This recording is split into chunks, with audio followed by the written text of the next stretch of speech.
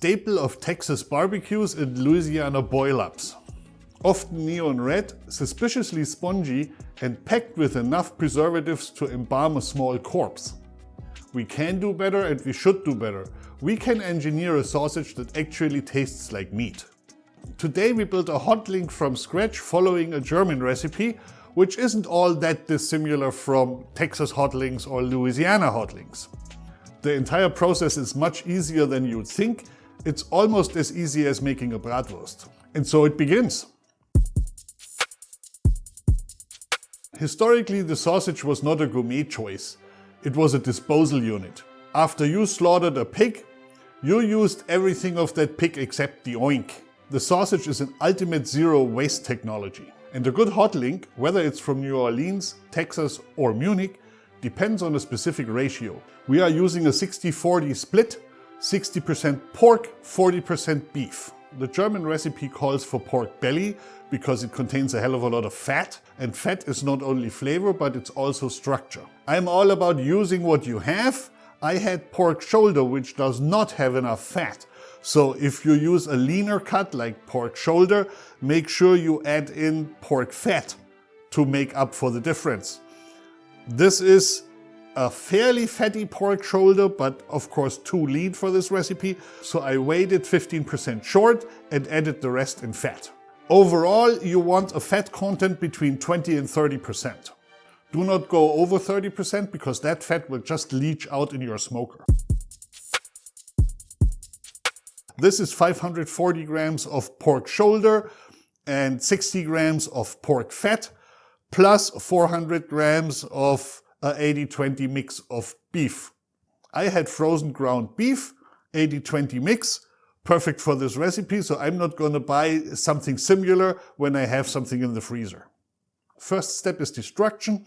You need to cut the meat into bite-sized pieces. And with bite-size, I don't mean your bite, I mean your food grinder's bite. So for mine, it's a fairly small food grinder. I do fairly small chunks of meat. If you have a big food grinder, well, make bigger cuts. Now pop this into the freezer for an hour or so until it's nice and firm and almost crunchy. If you learned anything from my previous sausage recipes, it's that they like cold. Not the videos, the meat. If the meat is too warm, the grinder will not properly grind it, it will smear it, and that simply ends in a crumbly, distasteful mess. So chill your meat and chill your grinder parts. Everything else may lead to failure. Firm cold meat, excellent. Time to grind. I'm using a medium die, texture is very subjective. If you want meat paste, use fine.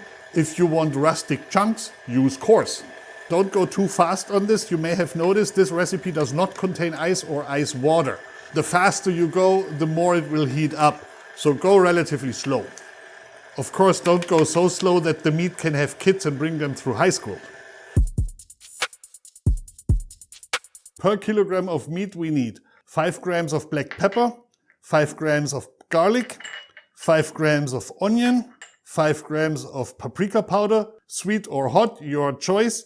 Not smoked, we add smoke later. 4 grams of mustard seeds and 2.5 grams of cayenne powder for the extra heat. If you need a scale that can weigh single grams and less, this is a neat little one. You can get these online. I'll leave a link in the description. And finally, 18 grams of nitrate salt. This again is the German concentration, which is important for this recipe. I mention that every time. It's 1 part pink cure number 1 and 12 parts regular plain salt. By weight, please, that's important, and then you have the right concentration. Nitrates do 2 things in this recipe. They fix the color, and more importantly, they kill specific bacteria, particularly botulism. If you are cold smoking over a long period of time, or you dry them for a longer period of time, definitely use nitrate. Do not play with your health. If you're hanging your sausages into a hot smoker at let's say 170 plus degrees right away, then you can replace this nitrate salt for the equal amount of regular plain salt. No iodine, please. Iodine is a halogen and leaves a really bad metallic flavor, and we're not going to ruin the sausage with that.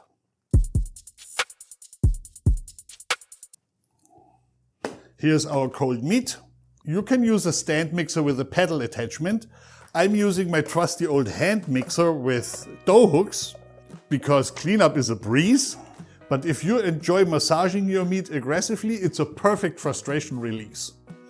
Go for it for at least 5 minutes and you will feel better afterwards.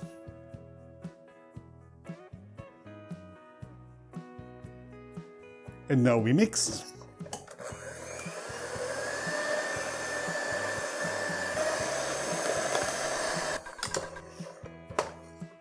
See what happens here? The salt is extracting and dissolving the protein called myosin. That's essentially the meat glue. And if you pull this up, it already binds. If you skip this process and don't mix long enough, you're making meatloaf in a tube. Can you hear it? The mixer is having a harder and harder time getting through. The binding is happening.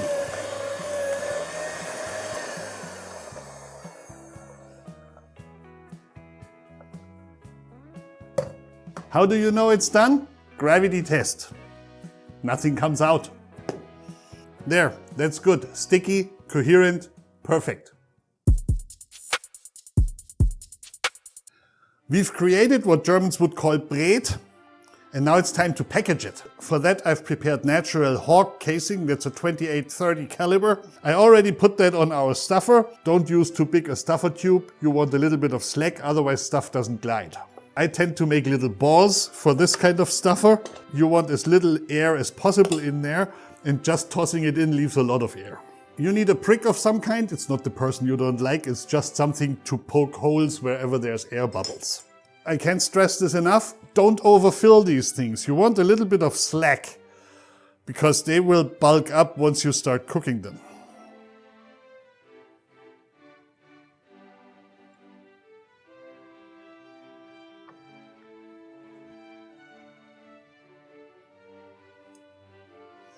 Tie it off.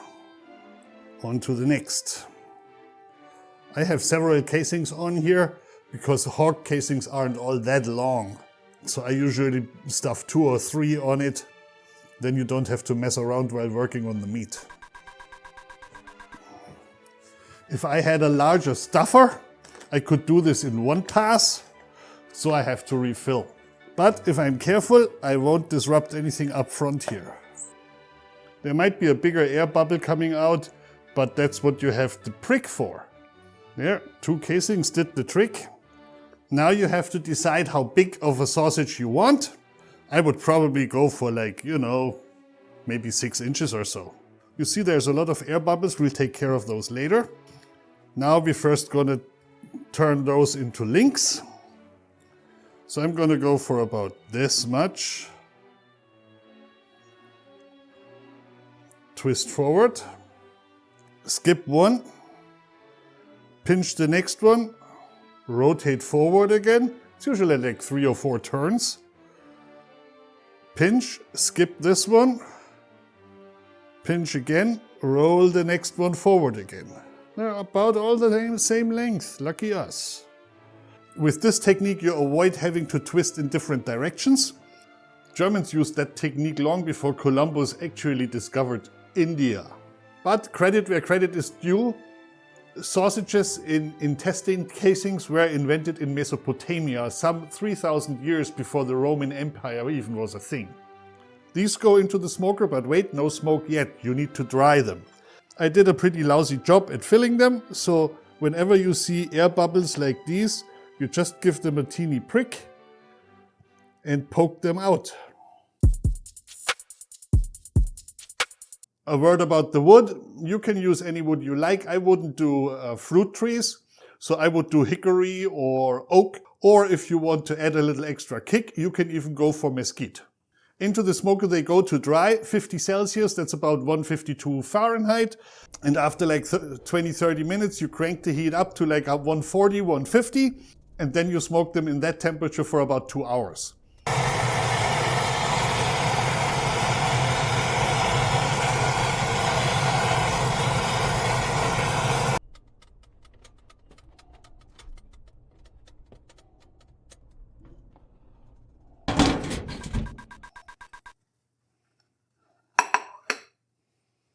We have technically been warm smoking these things. They're not hot smoked, so they are still not fully cooked. Keep that in mind when preparing them. You will have to heat them up to food safe temperatures, like I did over here in a pan.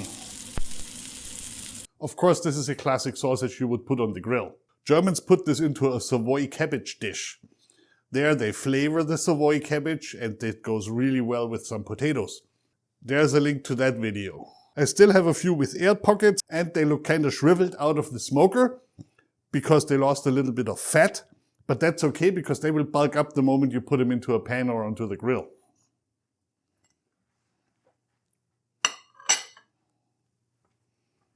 Have a little dab of mustard to go. Now let's see. There, nice and rosy.